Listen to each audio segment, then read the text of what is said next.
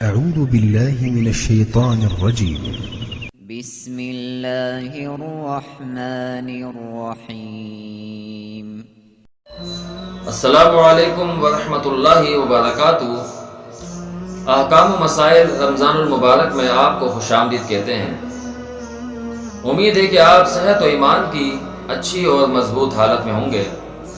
دعا ہے اللہ رب العالمین آپ تمام احباب کو ایسے ہی ہنستا مسکراتا رکھے. اعتکاف کے مسائل. اعتکاف کیا ہے؟ یہ ایک عبادت کی قسم ہے اور اعتکاف باب افتعال سے مصدر ہے. اس کا معنی ہے بند رہنا، لازم پکڑ لینا، کہیں پہ رکے رہنا.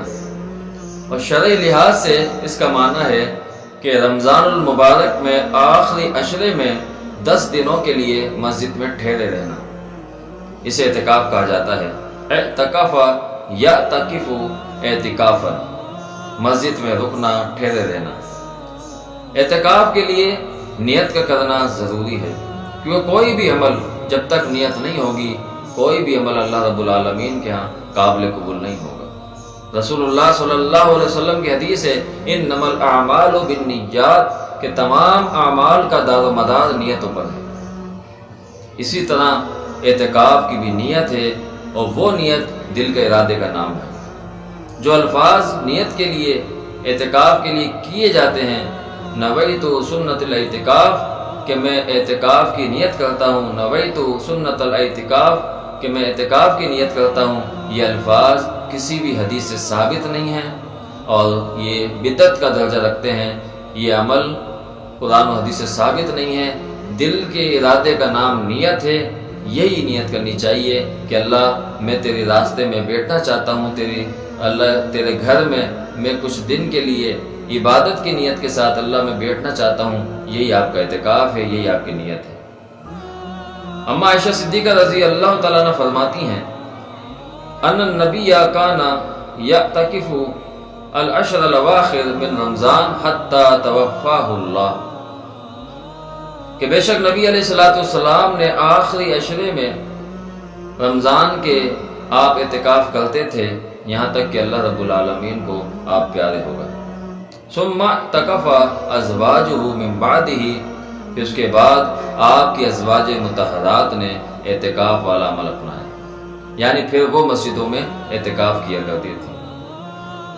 اسی طرح بخاری کے اندر سیدنا انس رضی اللہ تعالیٰ عنہ سے ملتا ہے، فرماتے ہیں کہ آپ علیہ السلام ہر رمضان میں 10 دن کا اعتکاف فرماتے تھے، لیکن ایک سال عذر کی بنا پر، مجبوری کی بنا پر آپ اعتکاف نہ کر سکے، تو آپ نے پھر اگلے سال 20 دن کا اعتکاف فرمایا.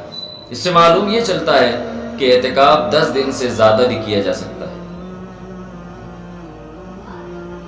اور پھر رمضان کے علاوہ بھی اعتکاف کیا جا سکتا ہے.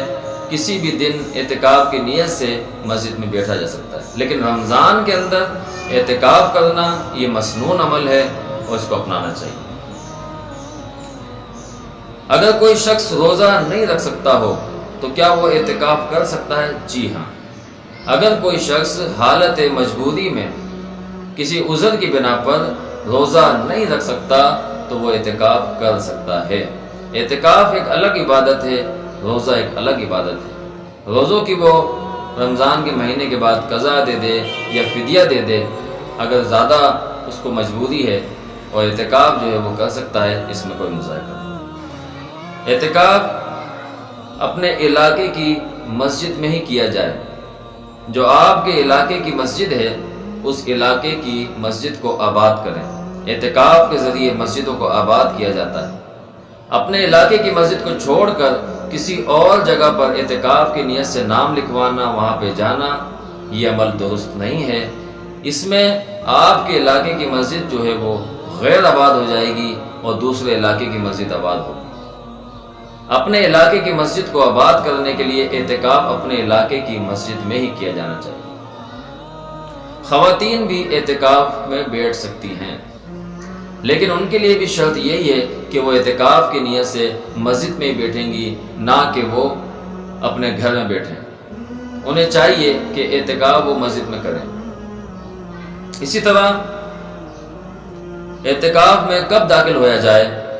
کان رسول اللہ صلی اللہ علیہ وسلم اذا اراد ان یعتکف صلی الفجر ثم دخل معتکفا، کہ نبی علیہ السلام جب اعتکاف فرماتے تو آپ 21ویں رات کو مسجد کے اندر پوری رات عبادت کے ساتھ گزارتے اور پھر فجر کی نماز کے بعد اپنے اعتکاف والے حصے میں جاتے۔ اس سے معلوم یہ چلتا ہے کہ 21ویں رات جاگ کر عبادت کر کے گزاری جائے اور اپنے خیمے کے اندر فجر کی نماز پڑھنے کے بعد داخل ہویا جائے۔ کسی حاجت کی وجہ سے اعتکاف سے باہر نکلنا، اگر کوئی جائز ضروریات ہے، کوئی عذر ہے، کوئی مجبوری ہے جس کی وجہ سے اس کا نکلنا بہت ضروری ہے، تو پھر اس حالت میں اعتکاف سے نکلا جا سکتا ہے اور اپنے کام کو نپٹا کر فوراً اعتکاف کی جگہ میں آ جائے۔ کان لا يدخل البیت الا لحاجۃ اذا کان معتکفا، فرمایا کہ پیارے پیغمبر علیہ السلام اپنے خیمے سے نہیں نکلتے تھے سوائے کوئی حاجت کے۔ جب کوئی حاجت ہوتی تھی تو آپ علیہ السلام نکل جاتے تھے، پھر واپس خیمے میں آ جاتے۔ جس طرح روایت میں آتا ہے کہ حضرت صفیہ رضی اللہ تعالیٰ عنہ کو چھوڑنے کے لیے نبی علیہ السلام اعتکاف سے نکل کے جاتے ہیں اور چھوڑ کے واپس پھر آتے ہیں۔ اسی طرح بیوی کا مسجد میں آنا اور شوہر کے سر میں کنگھی کرنا، اس سے معلوم چلتا ہے کہ نبی علیہ السلام کے پاس ازواج مطہرات آتی تھیں اور سر میں آپ کے کنگھی بھی کر دیتی تھیں۔ اس سے معلوم چلتا ہے کہ کوئی اگر اعتکاف میں ہے اور اگر ایسی جگہ ہے وہاں پر اس کی بیوی آ سکتی ہے، سر میں کنگھی کر سکتی ہے۔ اگر ایسی جگہ نہیں ہے تو پھر احتیاط کی جائے۔ مسجد میں کھانا وغیرہ کھانا یہ بھی جائز بن جاتا ہے۔ اعتکاف میں سحری ہے، افطاری ہے، وہ مسجد میں ہی کرے گا، اعتکاف کی جگہ پہ کرے گا، تو اس سے مسجد کے اندر کھانا بھی جائز ہے، پینا بھی جائز ہے، لیکن وہاں کی صفائی کا خیال رکھا جائے۔ اسی طرح مسجد میں خیمہ لگانا بھی جائز ہے۔ مسجد میں خیمہ لگانا جائز ہے کیونکہ خیمہ لگے گا تو اعتکاف والی کنڈیشن بنتی ہے۔ اس سے معلوم چلتا ہے کہ مسجد میں اگر خیمہ لگایا جائے تو بھی درست ہے، جائز ہے۔ اللہ رب العالمین سے دعا ہے کہ اللہ تعالیٰ میں سمجھ کے عمل کی توفیق عطا فرمائے۔ السلام علیکم ورحمۃ اللہ وبرکاتہ۔